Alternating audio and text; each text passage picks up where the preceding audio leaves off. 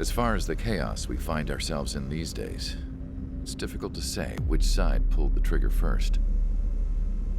Erusia deployed an automatic intercept system with drones. Osea implemented long-range attacks to bypass them.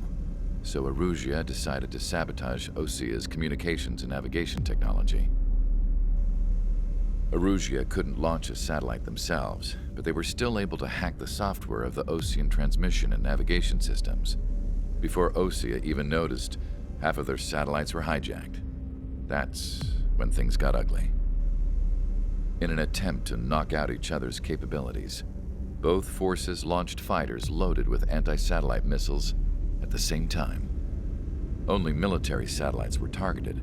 However, their destruction created a debris field in orbit, which wiped out scores of other satellites, both private and government-owned.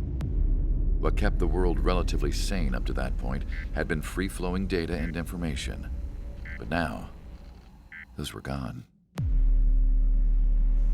All that remained was chaos and confusion. Government and civilian broadcasts and transmissions were cut off. The flow of information had ceased. Forces on both sides of the conflict now found themselves unable to communicate with their superiors.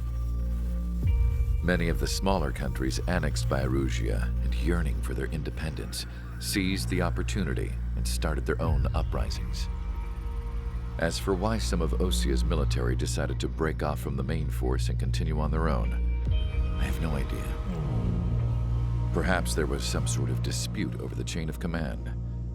The continent that had once seen wars that were only fought between Osea and Erusia was now full of numerous conflicts between rival leaders vying for power. Insurgencies were everywhere. I even heard a rumor that a group of Osean convicts had rebelled. Rumors. It never ceased to amaze me that even at a crazy time like this, something as trivial as a rumor could find its way here. Communications from corporate were cut off. Apparently, the entire computer network was down. It was a wise decision to make our drones autonomous with AI instead of being radio-controlled. Wise and forward-thinking. Even with their GPS offline, they can still use their sensors to navigate as long as they're working properly. I'm sure the drones are still working perfectly, following their mission orders to the letter. I wish I could upload Mihai's new data to them. But without a connection, I can't upload the software to the active drones. The new ones we're making, though, there should still be enough time to upgrade those before they're activated. I'll be taking the data I've acquired away from the front lines now. Oh, and I'll be taking the girls, too. I told my assistant Masa it was time to get Mihai's granddaughters ready to leave here. She's not much older than the girls, but she has a way about her, and I'm sure she won't have any trouble with them. I saw a plane flying off in the distance. I imagine it was looking for a safer place. The plane had a rose emblem on it.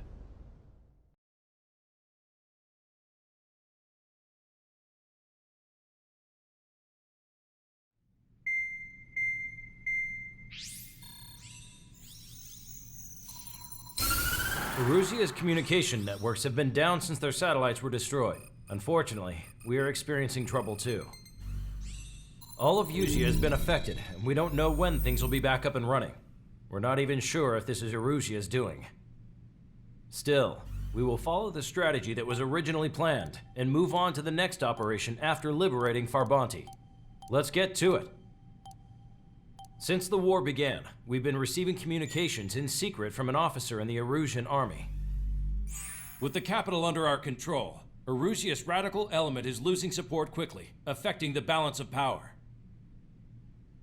HQ is thinking of using the military officer as a way to gain leverage to settle peace negotiations. The officer is currently hiding in the outskirts of Anchorhead Bay, having joined up with support dispatched from the Osean army. The plan is that they'll take a standard vehicle to a rendezvous point at a harbor in the east part of the city, where a helicopter will be waiting. I would like the new Strider Squadron to provide escort for the officer. Cyclops will remain at the base on standby to serve as defense. With the communication network currently down in the capital, I very much doubt Arusea will be able to mount a regimented counterattack. However, it is likely that Arusea's intelligence department and the remaining forces who are aware of the officer's movements will interfere. Keep a close eye on the officer and make sure he stays safe. Our victory in Farbanti has given us a golden opportunity to finally end this war. Be safe out there. Take note that our satellite-based IFF has become unreliable following the recent communications failure. As such, target ID will be done by processing the images from the infrared cameras on your aircraft. Objects will initially appear as unknown on your HUDs, but will be ID'd once you close in on them for a set period of time.